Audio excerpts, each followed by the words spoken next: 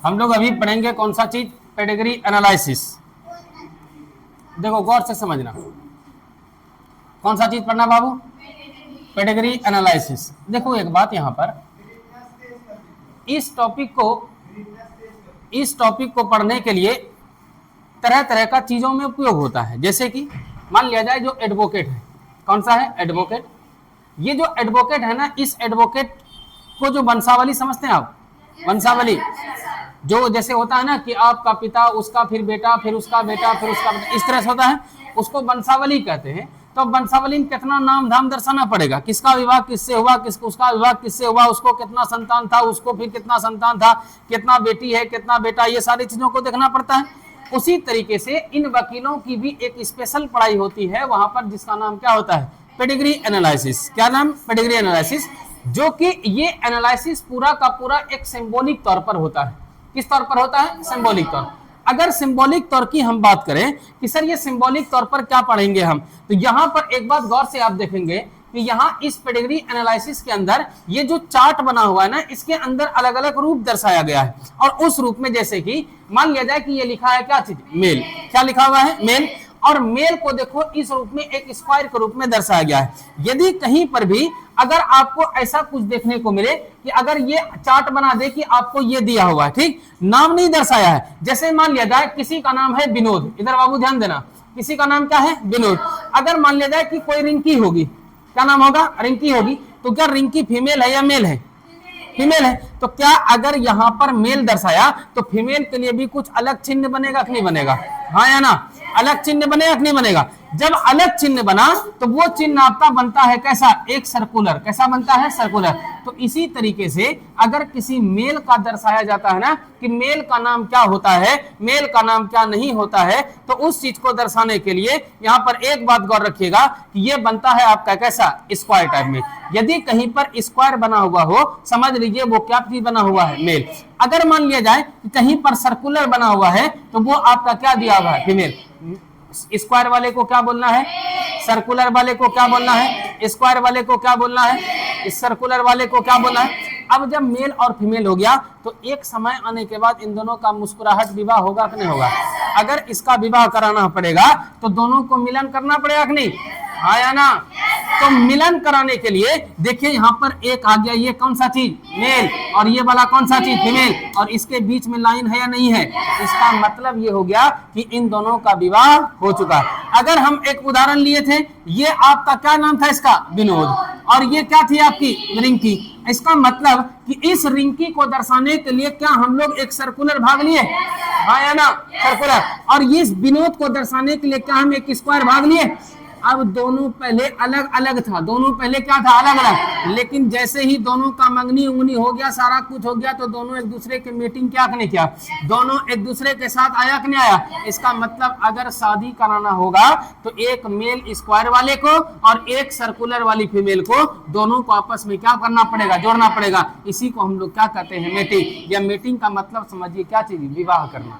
क्या चीज करना, विवाह करना। अब एक बात समझना, जैसे यहाँ विवाह हो गया, यहाँ पर देखो मेल है, हाँ या ना, यहाँ पर क्या है, इन दोनों के बीच क्या हुआ, अरे विवाह हुआ ना जी, विवाह हुआ कि नहीं हुआ। शांति से तुम बैठने, उड़िया को मारेंगे, तुमको बता दिया। इन दोनों के बीच में क्या हो गया, विवाह। अब इन दोनों में कुछ ना कुछ चल रहा होगा और मुस्कुरा गया, काठो काठो मुस्कुराया। इसका मतलब एक क्या है और एक क्या है, एक बेटा है और एक क्या है, एक जनरेशन की बात है नया। अगर यही चीज हम बना देते कि अगर ये चार्ट था एक मेल का, किसका चार्ट था, मेल का, और एक ये चार्ट किसका था, फीमेल का। इन दोनों का क्या हुआ, इन दोनों का क्या हुआ, क्या हुआ, क्या हुआ, शादी हो गया। अब यहाँ से मुस्कुराहट आया और यहाँ एक बन गया क्या, लड़का, और एक क्या बन गया। अगर हम और एक बनाना चाहें तो बनेगा, एक और बनाना चाहें तो बनेगा। इसका मतलब इस दोनों कपल को टोटल संतानों की संख्या कितनी, जिसमें से दो आपका क्या है, बेटा, और 2 आपकी क्या है। अब एक बात गौर यहीं पर से करो कि जब एक और बेटा और बेटी है, इसका विवाह कहीं ना किसी से होगा कि नहीं होगा। इसका मतलब इस बेटी का विवाह किससे होगा, इस बेटे से, किसी न किसी का बेटा होगा। अब इस बेटा का विवाह भी किसी न किसी से होगा। अगर फिर यहां पर मान लिया जाए कि 2 गुल्ला आ गया, इसका मतलब इसको कितना बेटी आया, 2। अगर इन दोनों के पास 2 स्क्वायर आ गया तो कितना आ गया। अगर फिर इसका विवाह किसी न किसी से होगा, फिर इसके अंदर भी मान लिया जाए कि कुछ इस प्रकार से आ गया, इसको कितना बेटी हो गया, 2 बेटी। तो क्या इस बात को समझ में आया कि नहीं आया कि ये वाला जो आपका पार्ट है ना, ये वाला जो आपका पार्ट है, इसमें से एक माँ और बाप है, और इसके नीचे जो भी दर्शाया गया है ये इसका क्या है, बाल बच्चा है। मतलब एक बेटा है तो दूसरा क्या है, बेटी। इसमें कहीं को दिक्कत परेशानी, इतना 3 बात समझ में आ गया। ऊपर वाला क्या था आपका, ऊपर वाला क्या था, मतलब ये मेल कैसा है हमको पता नहीं है, ये बच्चा है कि जवान है कि बूढ़ा है, क्या है हमको पता नहीं, लेकिन बेटा है, लेकिन मेल है, वो भी मेल किसी का न किसी का संतान होगा। दूसरी बात, ये जो आपको दिख रहा है ये फीमेल है, बूढ़ी है, जवान है, बच्चा है, हमको पता नहीं, लेकिन मतलब क्या है, औरत है, एक बेटी है, एक क्या है, फीमेल है, एक नारी है। दूसरा, यहाँ पर इन दोनों का विवाह हुआ कि नहीं हुआ। किस बात से पता चला, क्योंकि इन दोनों के बीच में क्या लग गया, एक लाइन लगा, और इस बात से पता चल जाता है इन दोनों का विवाह हो चुका। ये शादी हो जाने के बाद बताइए 2 ठो नीचे आया कि नहीं आया, मतलब एक मेल है तो दूसरा क्या है, फीमेल, एक मेल है तो दूसरा क्या है, फीमेल। मतलब इस पेरेंट को टोटल संतानों की संख्या कितनी है, 2 है, जिसमें से एक मेल है तो दूसरा क्या है, फीमेल, एक बेटा है तो दूसरा क्या है, बेटी। अब यहां पर एक बात समझिए, ये आ गया और एक बात ये आ गया, यहां देखिए लिखा है मोनोजाइगोटिक और यहां क्या लिखा है, डायगोटिक। याद कीजिए आप तीसरा नंबर चैप्टर को, और इस तीसरे नंबर चैप्टर के अंदर हम बताए थे जुड़वा बच्चा कैसे पैदा होता है। इस केस में आपको हम ये बताए थे, सपोज दैट मानिएगा यहां है आपका एक स्पर्म, कौन सा चीज है बाबू, स्पर्म, और दूसरा आपका क्या चीज है, ओवम, दूसरा आपका क्या चीज है, ओवम। ये जो आपका स्पर्म आया, मेल से आया, फीमेल से आया, मेल से आया, फीमेल से आया, और ये ओवम मेल से आया, फीमेल से, फीमेल से। गौर समझना, अब ये दोनों का आपस में मिलन होगा, और मिलन होने की घटना क्या कहलाती है, फर्टिलाइजेशन। क्या कहलाती है बाबू, फर्टिलाइजेशन। इसकी घटना क्या कहलाती है, इसकी घटना क्या कहलाती है, फर्टिलाइजेशन। इसकी घटना क्या कहलाती है, जब भी फर्टिलाइजेशन की घटना होगी क्या जायगोट बनेगा कि नहीं बनेगा। यहां पर बन गया आपका क्या चीज, एक जायगोट बन गया। क्या बन गया बाबू, एक जायगोट बना। नाम बोलो कौन सा चीज, एक जायगोट बना। क्या चीज बन गया, एक जायगोट। अब एक बात गौर करो, अगर एक जायगोट है तो केंद्रक की भी संख्या कितनी होगी, केंद्रक की संख्या कितनी होगी। अगर एक बात कह दे हम कि यही एक केंद्रक है और यही आपस में विभाजन कर जाए तो एक जायगोट था, इसमें कितना केंद्रक हो गया, केंद्रक विभाजन किया। यहां पर इसको हम लोग कहते हैं न्यूक्लियर डिवीजन। कौन सा डिवीजन, न्यूक्लियर डिवीजन। नाम बोलो कौन सा डिवीजन, न्यूक्लियर डिवीजन। जब भी न्यूक्लियर डिवीजन होगा तो क्या न्यूक्लियस विभाजन करेगा कि नहीं करेगा, क्या केंद्रक विभाजन करेगा कि नहीं। पहले था कितना केंद्रक, अब कितना हो गया, तो क्या न्यूक्लियर डिवीजन हो गया। अब एक बात बताओ, एक केंद्रक से एक संतान होगा, एक केंद्रक से एक संतान होगा, यहां पर क्या जुड़वा बच्चा पैदा लेगा कि नहीं लेगा। और जुड़वे बच्चे पैदा लेने की घटना क्या होती है, ट्विंस कहलाती है। क्या कहलाती है, ट्विंस कहलाती है। क्या कहलाती है, ट्विन।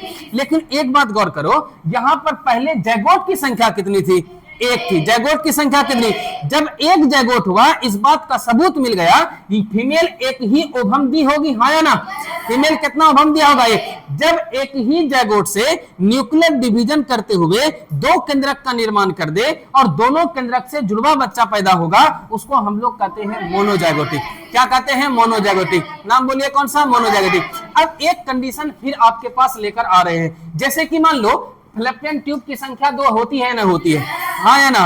और फीमेल के पास 2 ओवरी रहता है कि नहीं रहता है। फीमेल के पास कितना ओवरी, 2 ओवरी। अब मान लिया जाए बाय चांस हार्मोनल उसके अंदर डिसबैलेंस हो गया, या बाय चांस ऐसा कुछ कारनामा हो गया जो कि ये ओवरी भी अंडाणु निकाल दिया और ये ओवरी भी क्या निकाल दिया, अंडाणु। ये ओवरी भी अंडाणु और ये ओवरी भी अंडाणु, मतलब दोनों ओवरी अंडाणु निकाला या नहीं निकाला।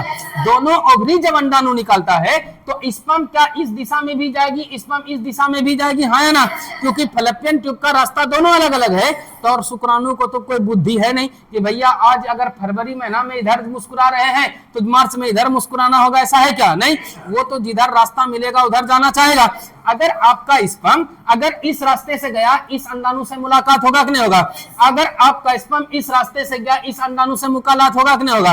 अगर यहाँ दोनों मुलाकात चल रहा है, इसका मतलब कि ये अलग जैगोट बनेगा, ये अलग जैगोट बनेगा।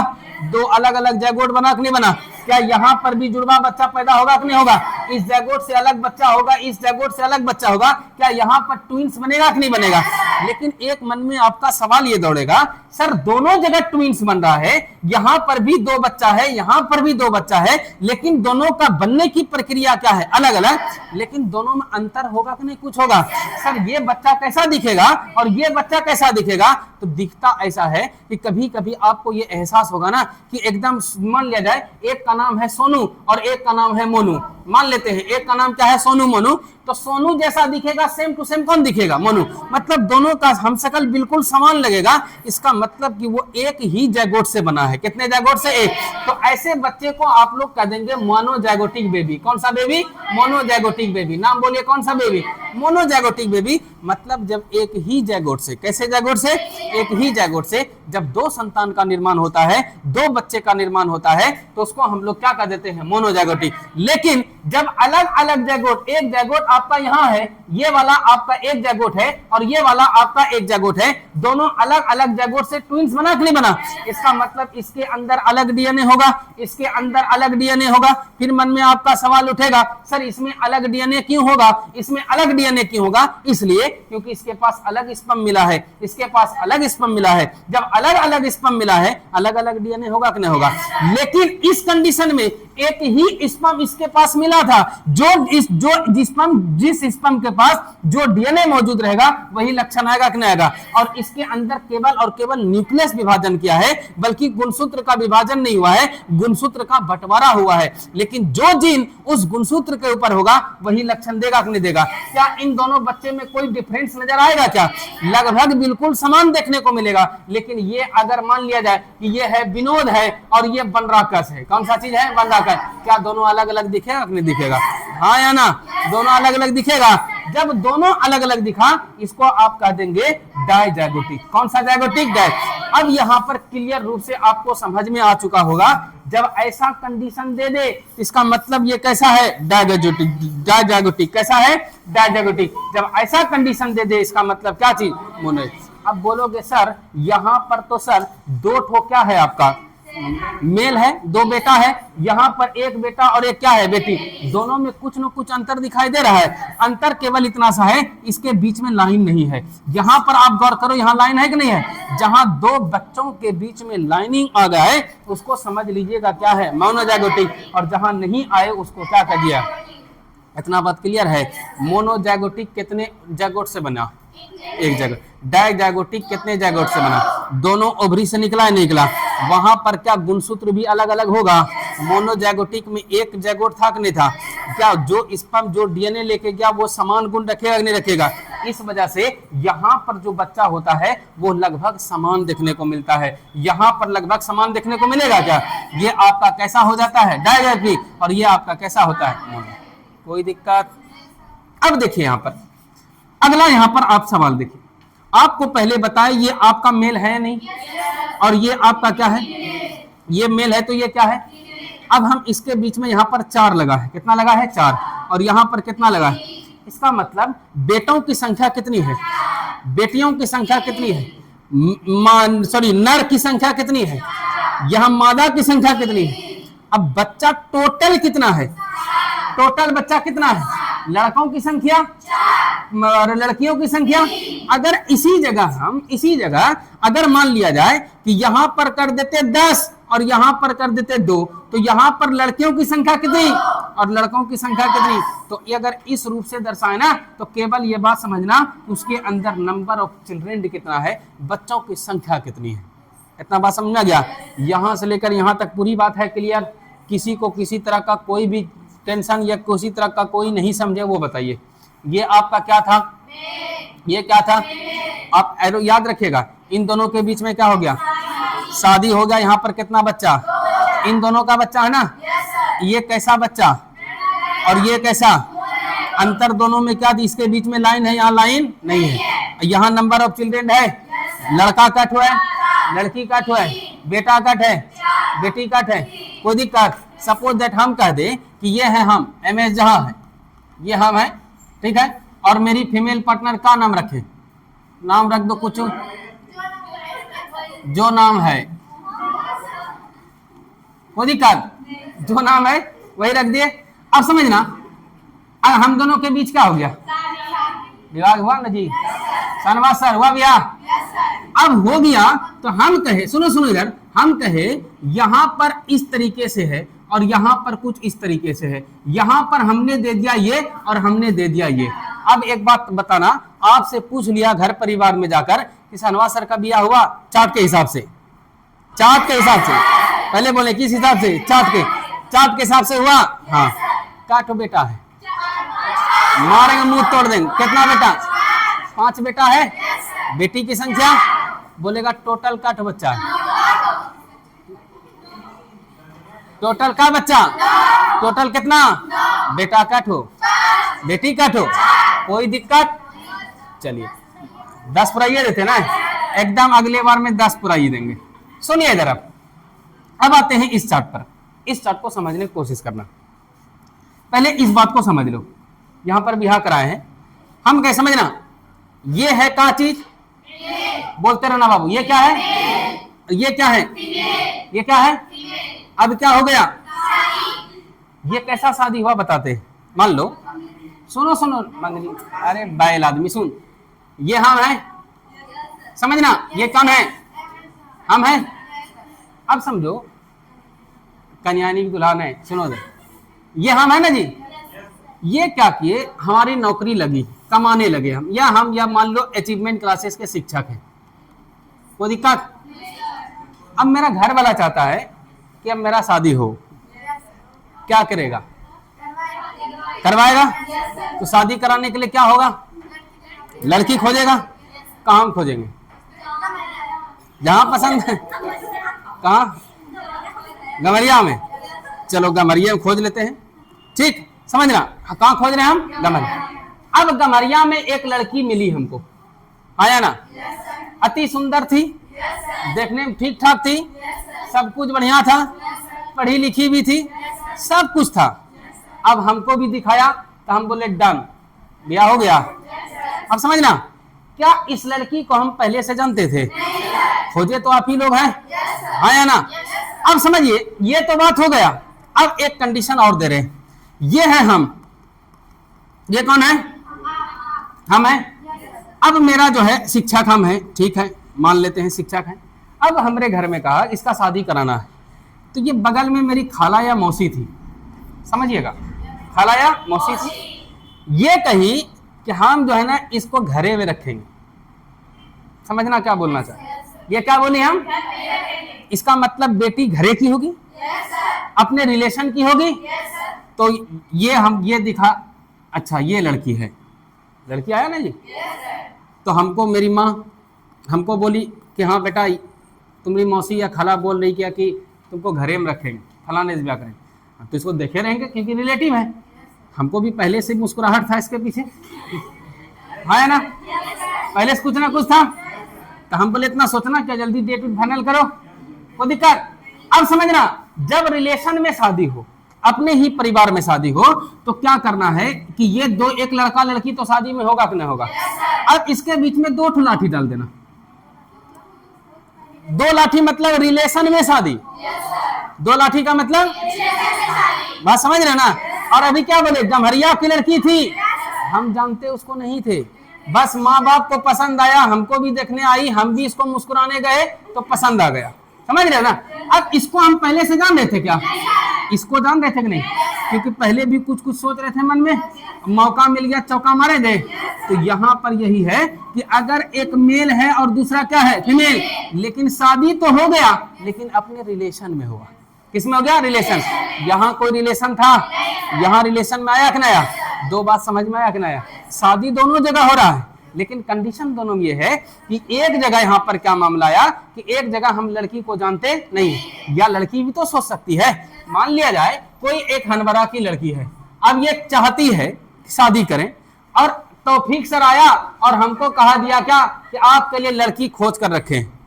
आपके लिए क्या खोजे हैं? तो हम बोले लड़की दिखाओ, तो दुकान के पास ले गया, दिखा दिया, मुस्कुरा दिया, हम भी दिए। तो इसका मतलब क्या हम उस लड़की को पहले से जान रहे थे, लेकिन देखने के बाद मुस्कुरा दिए, तो क्या विवाह हुआ कि नहीं हुआ? तो कौन सा रिलेशन ला विवाह हुआ? क्या रिलेशन ला विवाह नहीं हुआ। अब तौफीक सर मेरा भाई है, तौफीक सर मेरा क्या है? भाई नहीं मानो, मामा मानो, क्या मान ले? माना। अब हमको कहा दे भगना सुनो तुम्हारा शादी कराएंगे, भाई हम लड़की नहीं है लड़का है, तो हमको क्या बोला? शादी कराएंगे। बोले ठीक है कर लेंगे। बोला किससे? बोला मेरी बेटी से। समझना, किससे? मेरी बेटी से। हम कुछ बोल सकते हैं? दोनों में शादी होगा कि नहीं होगा? लेकिन लकीर काटो, और जहां हनवरा वाली थी लकीर काटो। इतना क्लियर हो गया? दोनों बात समझ में आया कि नहीं आया? किसी को कोई डाउट? अब समझो यहां इस चार्ट को समझना, इस चार्ट को समझना। इसका मतलब होगा कि जब भी ये रोम्बस टाइप में आ जाए, इसका मतलब बेटा है कि बेटी है हमको कोई पता नहीं। सेक्स अननोन है, सेक्स कैसा है? अननोन। हमको पता नहीं कि बेटी है या बेटा है, हमको कुछ पता नहीं है, तो सेक्स अननोन का साइन एक कैसा? इस तरीके से रोम्बस टाइप में। दूसरा बात यहां पर समझिएगा, ये है आपका, इसका मतलब ये मर चुका, इसका मतलब क्या? मर गया। इसका मतलब होगा एबॉर्शन, इसका मतलब क्या होगा? एबॉर्शन। और एबॉर्शन आपको खूब बढ़िया से पढ़ा है ना, चैप्टर नंबर 4 में पढ़ा है, और चैप्टर नंबर 4 में एमटीपी कंडीशन पढ़ाए हम, पढ़ाए। और एमटीपी में बताए थे, एमटीपी या एबॉर्शन कहते हैं उसको, कि जब कोई भी लेडी प्रेग्नेंट हो, अगर ऐच्छिक रूप से जब मेरा मन करे उसकी प्रेगनेंसी को खत्म कर देना ही क्या कहलाता है? एबॉर्शन कहलाता है। क्या कहलाता है? एबॉर्शन। मर जाना क्या ये हुआ? नया कौन मरा है? बेटा मरा है। कौन मरा है? बेटा। अगर बेटी मारना होगा तो कोई दिक्कत, अगर दोनों मरना होगा तो ये किसी का ना किसी का बेटी होगा, इसके ऊपर माँ बाप बना दो। इसका मतलब इस माता पिता का दोनों औलाद क्या हो चुका है? बात समझ में आया कि नहीं? इस औलाद, इस माता पिता का दोनों औलाद क्या हो गया? अगर इसका विवाह किसी से करा दिए, इसका मतलब ये आया कि इसका हस्बैंड जिंदा है। बात समझ रहे हो ना? इसका हस्बैंड क्या है? जिंदा। लेकिन इसकी बीवी, अब फलनमे की बेटी मर चुकी है। बात समझ में आ गया? पूरा कंडीशन क्लियर है? अब देखो ये 3 बात, कितना बात? 3 बात। अब गौर से समझना। मान लिया जाए ये है विनोद। कौन है? विनोद। किससे शादी हुआ था? रिंकी से हो गया। समझ लो। अब इस रिंकी को कोई ना कोई बीमारी है। इस रिंकी को क्या है? किसको बीमारी है? किसको है? रिंकी को बीमारी है। इसका मतलब कि ये बीमारी है। कौन बीमारी है? पता नहीं हमको, लेकिन बीमारी है। एक उदाहरण हम लेते हैं, मान लेते हैं इसको है हीमोफीलिया मान लेते। आगे चलकर ये बताएंगे। अभी एक रोग है जिसका नाम क्या है? हीमोफीलिया। नाम बोलिए कौन सा? इस रिंकी को क्या है? हीमोफीलिया है। हीमोफीलिया से अफेक्टेड है कि नहीं रिंकी? तो अब यहाँ ये बेटी है या बेटा? ये क्या है? इसका मतलब बेटा को भी रोग है और बेटी को भी। बात क्लियर हुआ? यहाँ पर बेटा को भी रोग है और किसको है? एक उदाहरण के तौर पर नहीं है। कौन सा? हीमोफीलिया। हो सकता है कलर ब्लाइंडनेस होगा, या और हो सकता है कोई जेनेटिक डिजीज होगा, लेकिन इस दोनों बेटा और बेटी को क्या है? बीमारी है। तो इसको अफेक्टेड इंडिविजुअल कहते हैं। क्या कहते हैं? अफेक्टेड। मतलब बेटा को भी रोग है और बेटी को भी रोग है, बेटा को भी रोग है और बेटी को भी रोग है। अब दूसरा यहाँ पर देखिए, यहाँ पर दिया है कि ये दिया है आपका आधा, एक भाग ये दिया है और इसको काला कर दिया, एक भाग ये दिया और आधा इसको काला कर दिया। इसका मतलब समझना होगा। देखो यहां पर ऑटोजोमल लिखा हुआ है। क्या लिखा है? ऑटोजोमल। ये ऑटोजोमल होता क्या है इस बात को समझ लीजिए। जब भी आप सेल के बारे में पढ़ेंगे, किसके बारे में? सेल के बारे में। जब भी आप सेल के बारे में पढ़ेंगे ना, तो सेल 2 प्रकार का है। कितना प्रकार का? 2 प्रकार। एक प्रकार के सेल को हम लोग कहते हैं जर्म सेल। कौन सा सेल? जर्म सेल, जिसको हम लोग जनन कोशिका कहते हैं। कौन सी कोशिका? जनन कोशिका कहते हैं। और एक है आपके पास जिसको हम लोग कहते हैं ऑटोजोमल सेल। कौन सा सेल? Autosomal cell. या इसको आप लोग बॉडी सेल भी कह दो। कौन सा सेल? Body cell. या इसको शारीरिक कोशिका भी कह दो। कौन सी कोशिका? इसका मतलब हो गया कि जब वैसी कोशिका जो आपके शरीर की कोशिका होगी उसी कोशिका को क्या बोलेंगे? ऑटोजोमल। अब इसको तो बीमारी है, लेकिन वो कौन सी कोशिका का? शारीरिक कोशिका का। कैसी कोशिका का? शारीरिक। शारीरिक कोशिका एक जगह से दूसरे जगह जा भी सकता है और एक जगह से दूसरे जगह जा भी नहीं भी सकता है। इसलिए यहां पर देखिए लिखा हुआ है क्या? रिसेसिव। रिसेसिव को हिंदी में क्या कहते हैं? ओ प्रभावी। मतलब ये प्रभावी नहीं होता है। याद कीजिए, डोमिनेंट और रिसेसिव बहुत अच्छे से बताया ना, कहानी के तौर पर बताए थे, राजा रानी का लेकर के कहानी बताए थे। तो ये जो आपका डिजीज होगा, ये कैसा डिजीज होगा? आपका ऑटोजोमल डिजीज। कैसा डिजीज? ऑटोजोमल। ये एक जगह से दूसरे जगह जा भी सकता है और जा भी नहीं सकता है। दूसरा आता है, देखिए बेटी है लेकिन इसके बीचे में खाली गोल है। इसका मतलब कि इस बीमारी का लक्षण आया नहीं है, बल्कि ये बीमारी को ढो रही है। नहीं समझे? मान लो लोग हीमोफीलिया लिए थे। हीमोफीलिया में लगातार ब्लड निकलता जाता है। उसके अंदर जो फाइब्रिनोजेन प्रोटीन होता है जो कि ब्लड को थक्का करने में मदद करता है, वो थक्का नहीं कर पाता है, लगातार ब्लड निकलता रहता है। हीमोफीलिया उस फीमेल को होगा, इसका मतलब कि वो अफेक्टेड होगी, और अफेक्टेड का मतलब लगातार ब्लड निकलेगा यदि कहीं भी कट छट जाए तो। अब क्या है? कैरियर का मतलब कि रोग है लेकिन लक्षण नहीं है, लेकिन रोग को ढो रही है वो। अगर जहां मौका उसको मिल जाए निकलने का, जहां और एक कैरियर उसके पास मिल जाए, तो एक कैरियर इधर से एक कैरियर इधर से, दोनों मिलेगा, अफेक्टेड होगा कि नहीं होगा? तो ये इसका मतलब होता है कि बीमारी को ढोना। अब यहाँ बीमारी जो ढो रहा है वो बेटी ढो रहा है, बेटा ढो रहा है। अगर बेटा ढोना होगा तो इस तरह कर देंगे। बात समझ आ गया? यही होता है आपका क्या चीज? Pedigree analysis. क्या नाम होता है? Pedigree analysis. इसको चार्ट बनाइए आप डिटेल में पूरा कॉपी पर। नहीं समझ में आता ना, काट देना बोला, कौन पूछेगा? वीडियो बनाने का मतलब नहीं, ये आपके एनसीईआरटी में दिया हुआ है। हाँ,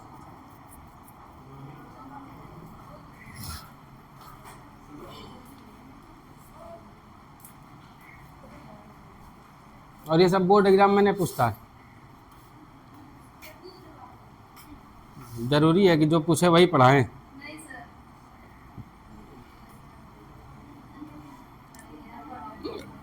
तब तो ऐसा बोलो कि जो आएगा वही पढ़ाए, तब तो एक के में नाम खत्म कर दें। तो मतलब है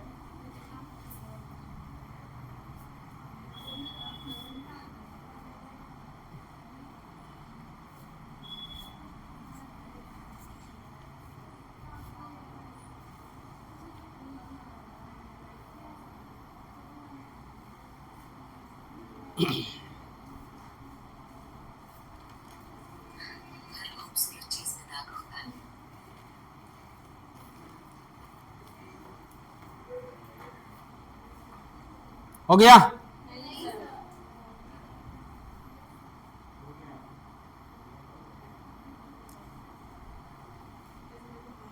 जल्दी कीजिए, जल्दी कीजिए।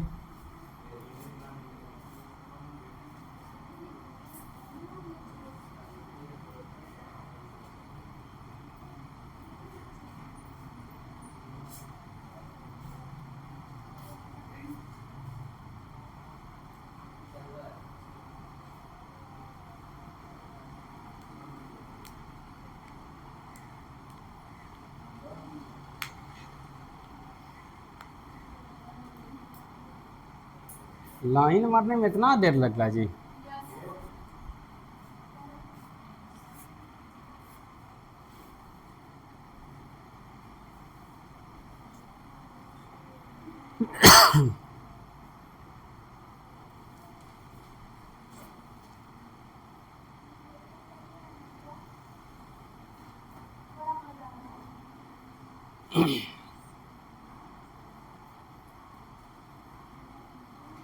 हो गया?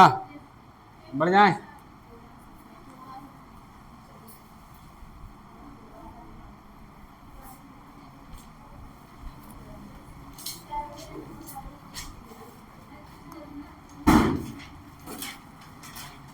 चलो इधर समझना आप। चलो आप समझो, अगला हेडिंग डालिए आप, क्रॉसिंग ओवर। बड़ा इंपॉर्टेंट टॉपिक है बाबू। Crossing over, crossing over, heading डालिए आप, क्रॉसिंग ओवर, क्रॉसिंग ओवर। चलो एक बात पहले समझ लो, क्रॉसिंग ओवर समझने से पहले आपको समझना पड़ेगा क्रोमोसोम्स। क्या समझना पड़ेगा? क्रोमोसोम, क्योंकि इसके अंदर जो है ना खेला सिर्फ और सिर्फ क्रोमोसोम का है। इसको और समझने से पहले एक बात हम आपसे पूछते हैं कि सपोज दैट मानो ये है आपका विनोद, ये आपका कौन है? विनोद, और इसका विवाह किससे किए थे? रिंकी से। मान लेते हैं ये पति पत्नी है, आया ना, ये पति पत्नी है। अब एक बात कहें, इसका संतान आया बनराकस, कौन आया संतान इसका? बनराकस इसका संतान आया। समझो, हम कहें इस बनराकस के अंदर हो सकता है कि कुछ विनोद का लक्षण होगा, या हो सकता है कुछ किसका? रिंकी का लक्षण होगा। ये जो रिंकी का लक्षण इस बनराकस में आया, या इस विनोद का लक्षण इस बनराकस में आया, तो लक्षण को लाने वाला कोई ना कोई तो होगा कि नहीं होगा? और इसी लक्षण को लाने वाला जो अंग होता है ना, वही अंग आपका कहलाता है, जिसका नाम क्या होता है? क्रोमोसोम। क्या नाम होता है? क्रोमोसोम। ये इसी को हम लोग क्या कहते हैं? गुणसूत्र कहते हैं। क्या कहते हैं? गुणसूत्र। तो गुणसूत्र एक ऐसी स्ट्रक्चर है, एक ऐसी संरचना है जो अपने माता पिता के लक्षण को उसके बच्चे तक पहुंचाता है। तो वो लक्षण को ढोने वाला क्या कहलाता है? क्रोमोसोम कहलाता है।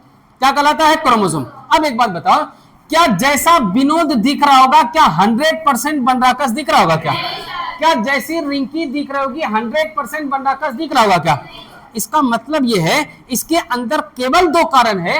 एक है आपका सेक्सुअल रिप्रोडक्शन। कौन सा रिप्रोडक्शन? सेक्सुअल रिप्रोडक्शन, जिसको हिंदी में हम लोग क्या कहते हैं? लैंगिक जनन। कौन सी जनन? लैंगिक। इसका मतलब समझिए, जब भी लैंगिक जनन की बात आ जाए कि लैंगिक जनन होगा, इसका मतलब कि अपने माता पिता से बच्चा अलग दिखेगा। ये क्लियर है कि नहीं है? और लैंगिक जनन तभी होगा जब तक कि इसके अंदर से एक डिवीजन ना हो जाए, जिस डिवीजन को हम लोग क्या कहते हैं? मियोसिस डिवीजन, या इसी को हिंदी में हम लोग क्या कहते हैं?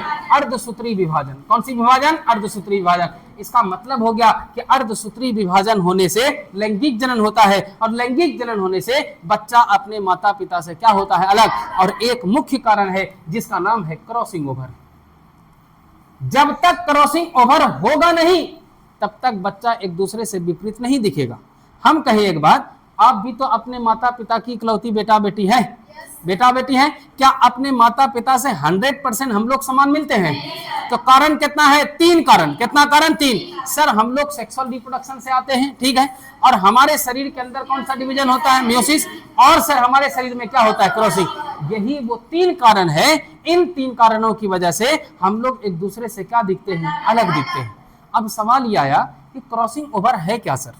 मियोसिस तो आप समझ चुके हैं, सेक्सुअल भी आप समझ चुके हैं, दोनों हम आपको डिटेल में समझाएं। अब समझना किसको है? क्रोमोसोम। और इस क्रोमोसोम को समझने, इस क्रॉसिंग ओवर को समझने के लिए आपको पहले समझना पड़ेगा क्या? क्रोमोसोम। और क्रोमोसोम का छोटा सा हिंट आपको ये दिए कि जो अपने माता पिता का लक्षण अपने बच्चों तक पहुंचाता होगा, वो पहुंचाने वाला अंग कौन सा है? क्रोमोसोम। और क्रोमोसोम रहता है न्यूक्लियस में। कहां रहता है? न्यूक्लियस। यदि अगर कोशिका यूकैरियोट्स हो तो, क्योंकि यूकैरियोट में केंद्रक पाया जाता है, और केंद्रक में ही मौजूद रहता है क्या चीज? गुणसूत्र। लेकिन प्रोकैरियोट्स की यदि बात करें हम, तो प्रोकैरियोट्स में केंद्रक नहीं होता है। इसका मतलब वहां जो आपका डीएनए या गुणसूत्र रहता है ना, वो उसके कोशिका द्रव में होता है। कहां होता है? कोशिका द्रव में। वो उसके साइटोप्लाज्म में होता है। लेकिन हम लोग यूकैरियोटिक है कि प्रोकैरियोटिक है? यूकैरियोटिक है। कैसा है जी? यूकैरियोटिक। अपने पास केंद्रक है, अपने पास न्यूक्लियस है, और अपने पास जब न्यूक्लियस है तो न्यूक्लियस के अंदर मौजूद क्या होगा? क्रोमोसोम। हम एक बात यहां पर कह दे आपसे कि यह है आपकी एक केंद्रक। कैसा है? आपका एक केंद्रक है। मान लेते हैं ये आपका क्या है? एक केंद्रक है। और इसी केंद्रक के अंदर हम कह दें कुछ इस प्रकार से उलझा हुआ संरचना है, और इसी उलझे हुए संरचना को हम एक नाम डाले, जिसका नाम क्या हुआ? क्रोमोसोम। हम कह दें कि यह है आपका एक क्रोमोसोम, मान लेते हैं समझने के लिए, यह है आपका एक क्रोमोसोम। अगर इसी क्रोमोसोम को टुकड़ा में बदला जाए तो उनमें से एक टुकड़ा कहलाता है आपका क्या चीज? डीएनए। अगर फिर हम कह दें कि यह है आपका एक डीएनए, हम कह दे ये है डीएनए, तो डीएनए का टुकड़ा जब करते हैं तो एक टुकड़ा क्या कहलाता है? जीन कहलाता है, और जीन का एक और टुकड़ा आपका क्या कहलाता है? एलील कहलाता है। क्या कहलाता है? एलील। इसका मतलब जब क्रोमोसोम का काम है लक्षण को ढोना, तो डीएनए का भी काम क्या होगा? लक्षण को ढोना। जीन का भी काम क्या होगा? लक्षण को ढोना। एलील का भी काम क्या होगा? लक्षण का ढोना। सब कोई लक्षण को ही ढो रहा है, इसलिए क्योंकि इन सभी चीजों का उत्पत्ति किससे हुआ है? क्रोमोसोम का ही टुकड़ा तो है, और क्रोमोसोम का जो काम वही इन सभी का काम होगा कि नहीं होगा? अब इनमें से एक क्रोमोसोम को हम लाकर यदि आपको दिखाएं तो वो कैसा दिखता है, उस बात को समझने का कोशिश कीजिए। अगर इनमें से एक क्रोमोसोम को लाएंगे तो क्रोमोसोम कुछ इसी प्रकार से आपको देखने को मिलेगा। ये बन गया एक क्रोमोसोम। कितना क्रोमोसोम? एक। हम इस एक क्रोमोसोम को और तोड़ने का कोशिश करते, इसको क्या करने की कोशिश करते? तोड़ने का। अब एक बात देखो, अगर इसको हम तोड़े तो ये कुछ इसी प्रकार से बनता है, ये कुछ इसी प्रकार से। अब हम एक बात कहें कि हम यहां पर लें कि ये बाबू आपका एक क्रोमोसोम कुछ इस प्रकार से दिखा कि नहीं दिखा? आया ना? अगर अलग किए तो ऐसा दिखागा, जोड़ेंगे ऐसा दिखेगा, अलग करेंगे ऐसा दिखेगा, हाँ या ना? जोड़ेंगे ऐसा दिखेगा। इसका मतलब जब ये दो अलग था, अब इसको क्या कर रहे हैं? साथ। तो इसको जोड़ने के लिए कुछ ना कुछ चाहिए कि नहीं चाहिए? हाँ या ना? चाहिए। और इन दोनों को जो जोड़ा जाता है ना, इसको जोड़ने के लिए बीच में आप गोल गोल देख रहे हैं ना, इसी को हम लोग कहते हैं सेंट्रोमेयर। क्या नाम बोलते हैं बाबू? सेंट्रोमेयर कहते हैं। नाम बोले कौन सा? सेंट्रोमेयर। मतलब किसी भी गुणसूत्र को जो दो ठो भाग है, अभी नाम बताएंगे उसका, जो दो भाग है जोड़ने के लिए एक बीच में केंद्र में एक बिंदु है, जिस बिंदु का नाम क्या है? सेंट्रोमेयर। नाम क्या है? सेंट्रोमेयर। और ये क्रोमोसोम है, एक क्रोमोसोम। और जब क्रोमोसोम को अलग करके इस तरीके से बनाए ना, तो इनको हम लोग कहते हैं क्रोमेटिड। नाम बोले बाबू कौन सा? क्रोमेटिड। नाम बोलो कौन सा? क्रोमेटिड। कितना क्रोमेटिड हुआ? दो क्रोम। कितना क्रोमेटिड हुआ? दो क्रोमेटिड हुआ। और दो क्रोमेटिड के बनने से क्या एक क्रोमोसोम बना कि नहीं बना? हाँ या ना? कितना क्रोमोसोम बना? एक क्रोमोसोम। तो एक क्रोमोसोम इज इक्वल टू कितना क्रोमेटिड? इतना क्लियर है? एक क्रोमोसोम में कितना क्रोमेटिड? दो क्रोमेटिड है। अब अगर इस क्रोमेटिड को भी हम देखें, इस क्रोमेटिड को भी देखें, तो क्रोमेटिड जो होता है ना बाबू, ये क्रोमेटिड दो प्रकार का है। कितना प्रकार का है? दो प्रकार। और आपका एक क्रोमेटिड कहलाता है जिसका नाम होता है सिस्टर क्रोमेटिड। नाम बोले कौन सा क्रोमेटिड? Sister chromatid. और एक होता है जिसका नाम होता है नन सिस्टर क्रोमेटिड। कैसा क्रोमेटिड? Non sister chromatid. अब बोलोगे सर ये क्या है? क्रोमेटिड समझ में आया कि नहीं आया? क्रोमेटिड से ही मिलकर क्या बना होता है? और क्रोमोसोम में क्या? अब एक बात बताओ, ये आर्म कहलाएगा कि नहीं कहलाएगा? ये भी एक आर्म कहलाएगा, ये भी आर्म कहलाया, ये भी क्या कहलाया? आर्म कहलाया। अब जब ये आर्म आपका कहला रहा है, गौर से समझिएगा, तो एक क्रोमेटिड में क्या दो आर्म होगा कि नहीं होगा? कितने क्रोमेटिड में? एक क्रोमेटिड में कितना आर्म? तो दो क्रोमेटिड में टोटल कितना आर्म? चार आर्म। हाँ या ना? तो इसके अंदर टोटल क्रोमेटिड कितना है? दो क्रोमेटिड है। आर्म की संख्या कितनी है? कैसे सर? ये एक यहां से यहां आर्म, एक सर यहां से यहां आर्म, एक यहां से यहां आर्म, एक यहां से यहां आर्म। वाक नहीं हुआ? तो एक क्रोमोसोम में टोटल आर्म की संख्या 4, एक क्रोमोसोम में टोटल क्रोमेटिड की संख्या 2। अब समझना, क्रोमेटिड कितना प्रकार का? दो प्रकार। एक कौन सा? सिस्टर। दूसरा कौन सा? Non sister. इतना क्लियर है? इन दोनों को देखो और बोलो सिस्टर, और ये क्या है? Non sister. सिस्टर अपनी होती है, नॉन सिस्टर पराई होती है ना। अब यहाँ पर मामला क्या आया कि हम कह दें कि ये है आपका एक क्रोमोसोम, ये आपका क्या है? क्रोमोसोम। तो अगर इसको हम तोड़े तो कुछ इसी प्रकार में ना बना। ये कलर देखेगा, ये पिंक कलर का है, क्रोमेटिड भी कैसा कलर का? अब हम ये कह दें, अब हम यहां पर ले आए, ये हम ले आए यहां एक क्रोमोसोम कुछ इस प्रकार से, एक क्रोमोसोम है। अब कह दें हम कि एक क्रोमेटिड आया रेड कलर का और एक क्रोमेटिड आ गया आपका कौन सा? पिंक कलर का। और इन दोनों के मिलने से ये बना ये चीज कि ये क्रोमोसोम आपका बना, ये क्रोमोसोम आपका बन गया, बना कि नहीं बना? तो यहां भी मिला है क्रोमेटिड ही, मिला क्या है यहां पर? क्रोमेटिड। ये एक यहां से यहां तक एक क्रोमेटिड है ना, और यहां से यहां तक कितना क्रोमेटिड? एक। लेकिन एक क्रोमेटिड इससे लिए और एक क्रोमेटिड इससे लिए, दो अलग अलग गुणसूत्र के दो अलग अलग क्रोमेटिड को हम लोग क्या कहते हैं? Non sister. कोई दिक्कत? इसका मतलब हो गया कि दो अलग अलग या दो अलग गुणसूत्र के अलग अलग क्रोमेटिड को, किसको बाबू? क्रोमेटिड को। कौन सा क्रोमेटिड कह देंगे हम? Non sister. कौन सा क्रोमेटिड? Non sister. और यहां क्या हो जाएगा? एक गुणसूत्र के, कौन सा गुणसूत्र के? एक गुणसूत्र के क्रोमेटिड को, किसको बाबू? एक गुणसूत्र के क्रोमेटिड को हम लोग क्या चीज कह देंगे? Sister chromatid. बात समझ में आया? सिस्टर और नॉन सिस्टर समझ में आ गया? गुणसूत्र भी समझ में आ गया ना? एक गुणसूत्र में कितना क्रोमेटिड? दो क्रोमेटिड। कितना क्रोमेटिड? एक क्रोमेटिड में कितना आर्म? दो आर्म। एक गुणसूत्र में कितना आर्म? क्रोमेटिड कितना तरीके का? दो। पहला कौन सा? सिस्टर। दूसरा कौन सा? सिस्टर अपनी या पराई? नॉन सिस्टर पराई। इसमें एक ही गुणसूत्र का दोनों क्रोमेटिड होगा। इसके अंदर दो अलग अलग गुण, एक क्रोमेटिड इसका है तो एक क्रोमेटिड इसका है, दो अलग अलग गुणसूत्र का अलग अलग क्रोमेटिड है कि नहीं? इसको आप क्या बोलना? नन। इतना कोई दिक्कत? बोलिए, किसी प्रकार का कोई सवाल जवाब नहीं ना? अब समझते हैं। अब समझते हैं हम लोग क्रॉसिंग ओवर एक्चुअल में होता क्या है। क्रॉसिंग ओवर तब होगा जबकि सेल का विभाजन शुरू होता है, और सेल का विभाजन तब होगा जब मियोसिस डिवीजन होता है। कौन सा डिवीजन? मियोसिस। अब इस मियोसिस डिवीजन को समझने के लिए थोड़ा सा आपको समझना होगा। जैसे कि पहले था, यहां पर था प्रोफेज, फिर था मेटाफेज, फिर है आपका एनाफेज, फिर आपका क्या है? टीलोफेज। ये समझे हैं? हम ही पढ़ाए ये चीज। आपको एक छोटा ट्रिक बताए थे, याद कीजिए आप। और एक छोटा सा ट्रिक आपको यहां पर ये बताए थे कि प्रो के बाद मेटा ही होगा, मेटा के बाद एना ही होगा, एना के बाद टीलो ही होगा। अगर आपको याद करना पड़े तो डायरेक्ट बोलिएगा, प्यार मेरा आया था।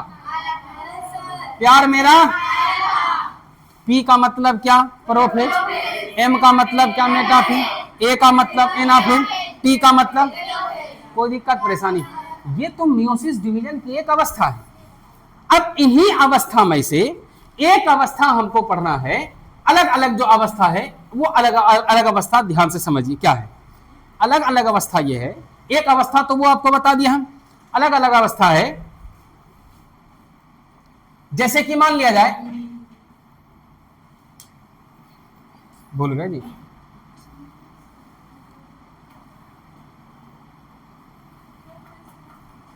प्रोफेज हो गया, मेटाफेज हो गया, एनाफेज हो गया, टीलोफेज हो गया। अब समझना, अगर अब अवस्था हम देखना चाहें, सुनो इधर गौर से बाबू, अगर हम देखना चाहें तो एक आता है जिसका नाम होता है लेप्टोटीन। नाम क्या आता है बाबू? लेप्टोटीन। दूसरा आता है जाइगोटीन। दूसरा क्या आता है? जाइगोटीन। एक और आता है जिसका नाम क्या होता है? पेकाइटिन। क्या होता है? पेकाइटिन। एक होता है जिसका नाम होता है डिप्लोटीन, और एक होता है जिसका नाम क्या होता है? डाइकाइनेसिस। नाम क्या होता है बाबू? डाइकाइनेसिस। गौर से समझना, ये अवस्था है प्रोफेज का। किसकी अवस्था है? प्रोफेज का। और प्रोफेज में ये 5 अवस्था है, और हर एक के बाद एक आएगा।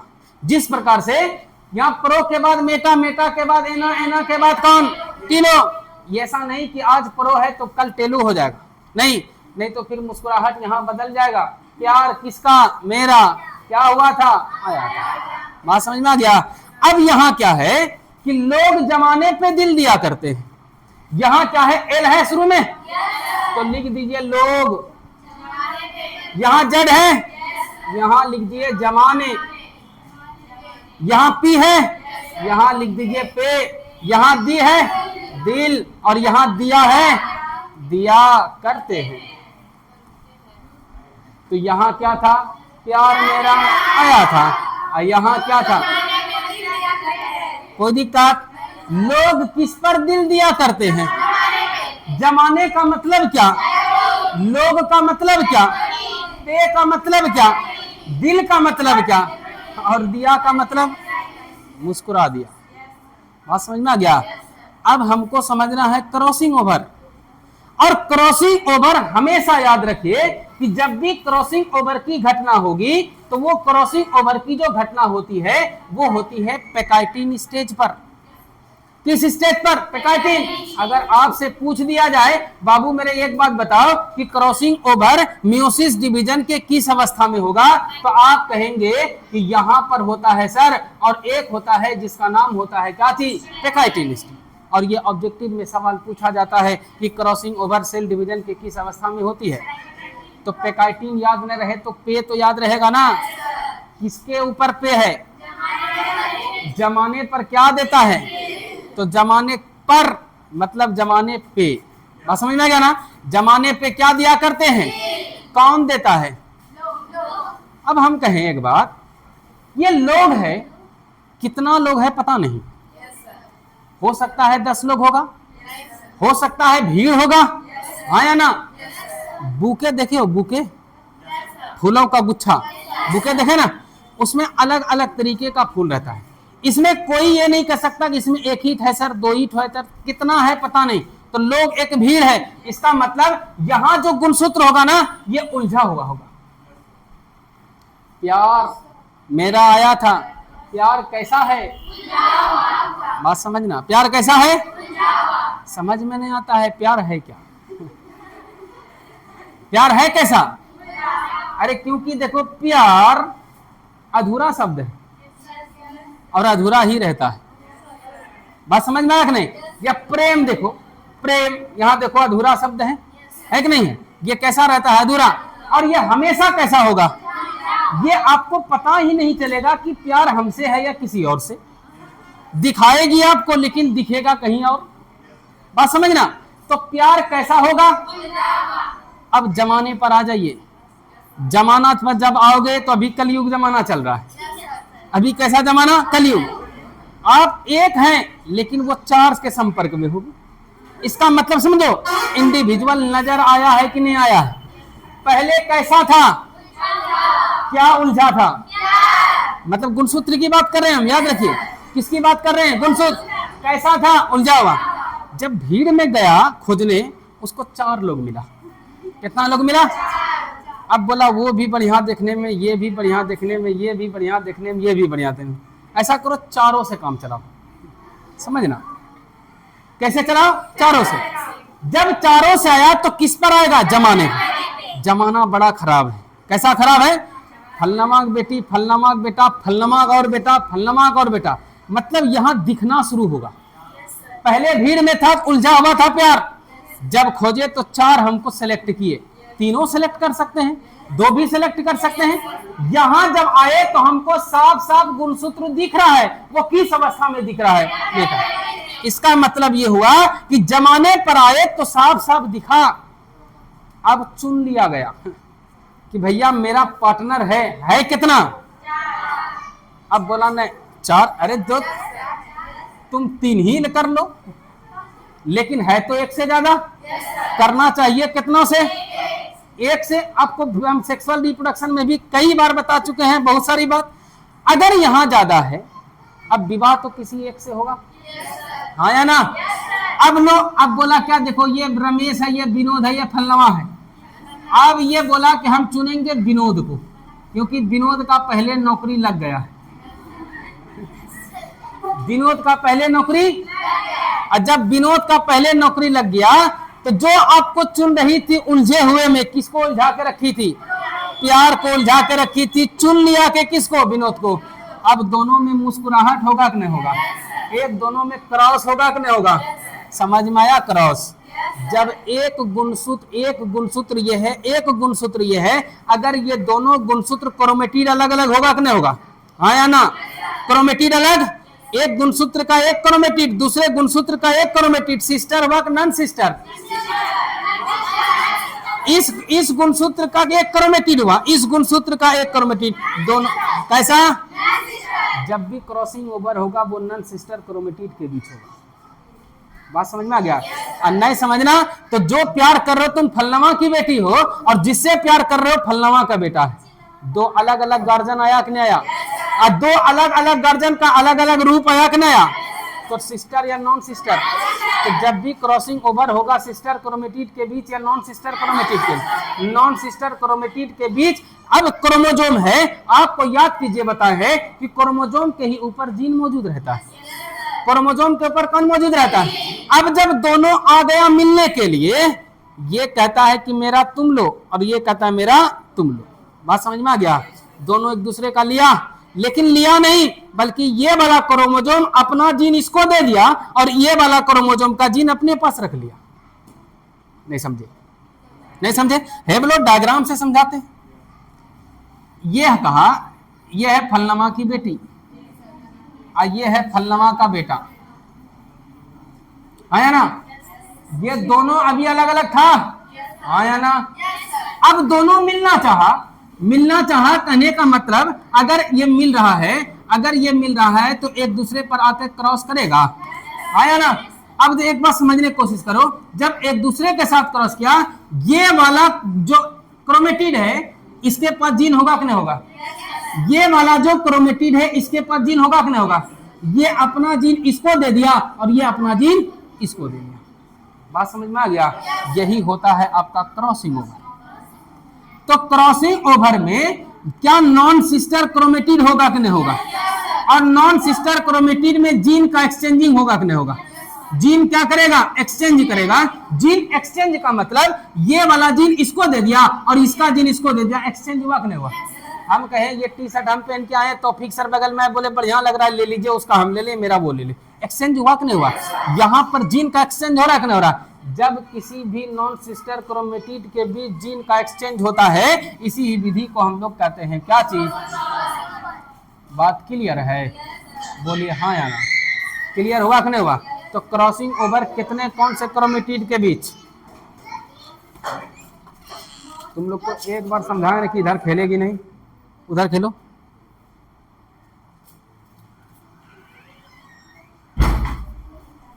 यहां क्या बताए? क्रॉसिंग ओवर जब भी होगा सिस्टर या नॉन सिस्टर। नॉन सिस्टर क्यों हुआ कि नॉन सिस्टर क्यों हुआ? बात समझ में आया कि नहीं? नॉन सिस्टर क्यों आया? समझ में आ गया? नॉन सिस्टर का मतलब क्या होता है? नॉन सिस्टर का मतलब क्या होगा? अभी क्लास में आधे घंटे की बात करो, क्लास में तुरंत ऑनलाइन में, ऑनलाइन क्लास। सुनो ध्यान से, क्रॉसिंग ओवर का मतलब समझो। क्रॉसिंग ओवर का मतलब कैसा सिस्टर? कैसा सिस्टर? Non sister. अब नॉन सिस्टर जब क्रोमोजोम होगा, नॉन सिस्टर क्रोमेटिड होगा, इन्हीं के बीच में क्या एक्सचेंज होगा? जी। अब एक बात हम आपसे पूछ रहे हैं, समझिएगा। हम कह दिए ये है माता का क्रोमोजोम, हाँ या ना? और ये है पिता का क्रोमोजोम। किसका क्रोमोजोम? पिता का। माता का क्रोमोजोम पिता के क्रोमोजोम पे गया और पिता का लक्षण माता के में गया। अब इसी दोनों में संतान आएगा जी। अब जब संतान आया तो माता का भी लक्षण पिता का भी लक्षण आएगा कि नहीं आएगा? आया ना? ये माता का भी लक्षण इस बच्चे में गया, पिता का भी लक्षण इस बच्चे में गया। क्या दोनों का लक्षण किसी संतान के अंदर होता है या नहीं होता है? और यही चीज होता है किसके कारण? क्रॉसिंग ओवर के कारण। यदि क्रॉसिंग ओवर नहीं होगा तो कभी भी माता पिता का लक्षण एक दूसरे में नहीं। इतना क्लियर है? शुरू से एक बार पूछ लें, क्रॉसिंग ओवर किस अवस्था में होगी? अवस्था पेकाइटिन अवस्था। पेकाइटिन अवस्था एस फेज का है। किस फेज का है? एस फेज का पेकाइटिन अवस्था होता है। कौन सा अवस्था? पेकाइटिन। तो एस फेज के पेकाइटिन अवस्था में कौन सा चीज होगा? Crossing over. कौन सा चीज होगा? Crossing over. क्रॉसिंग ओवर में क्रोमेटिड कैसा? सिस्टर या नॉन सिस्टर? कभी सिस्टर हो सकता है, कभी सिस्टर नहीं हो सकता है, कभी सिस्टर नहीं हो सकता। जब भी नॉन सिस्टर होगा तो जीन का एक्सचेंजिंग होगा कि नहीं होगा? जीन एक दूसरे के साथ जुड़ेगा कि नहीं जुड़ेगा? जब जीन का एक्सचेंजिंग होगा तो लक्षण का स्थानांतरण होगा कि नहीं होगा? यही कारण है कि अपने माता पिता से हम लोग बिल्कुल क्या दिखते हैं? अलग दिखते हैं। कोई दिक्कत परेशानी? हेडिंग मारा हुआ है क्रॉसिंग ओवर, लिखिए परिभाषा। जो नहीं समझागा वो महाबैल होगा। यह एक प्रकार की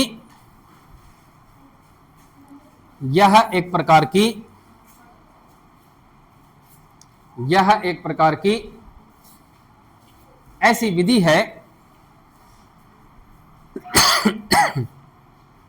यह एक प्रकार की ऐसी विधि है जिसमें जिसमें दो नॉन सिस्टर क्रोमेटिड के बीच दो नॉन सिस्टर क्रोमेटिड के बीच दो नॉन सिस्टर क्रोमेटिड के बीच दो नॉन सिस्टर क्रोमेटिड के बीच एक दूसरे के साथ जीनों का अदल बदल होता है, जीनों का अदल बदल होता है, तो ऐसी विधि को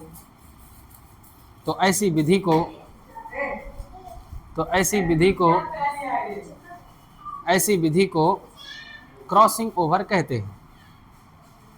तो ऐसी विधि को क्रॉसिंग ओवर कहते हैं। ऐसी विधि को क्रॉसिंग ओवर कहते हैं। नीचे एरो पॉइंट लिखिएगा। क्रॉसिंग ओवर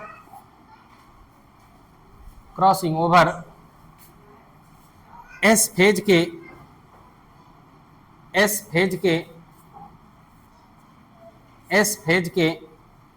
पेकाइटिन अवस्था में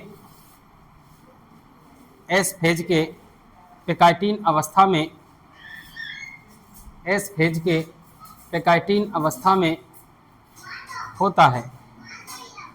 एस फेज के पेकाइटिन अवस्था में होता है। ए लड़की समझाएं, तुमको इधर नहीं खेलेगी। एस फेज के पेकाइटिन अवस्था में होता है। कोई दिक्कत? नीचे आरोपण लिखिएगा। क्रॉसिंग ओवर के कारण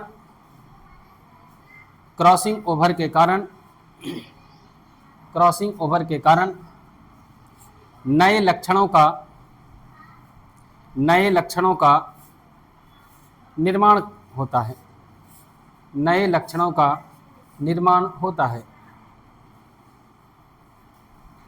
नए लक्षणों का निर्माण होता है। अगला एरो पॉइंट, क्रॉसिंग ओवर के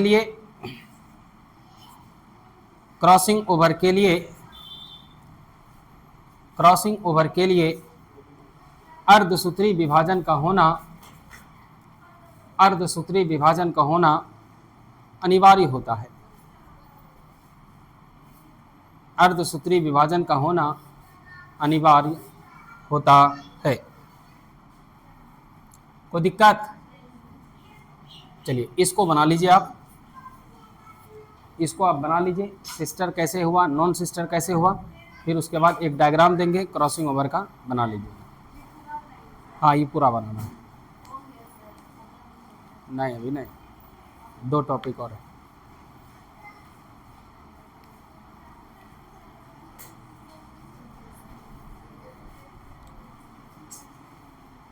पॉज कर दो उसको।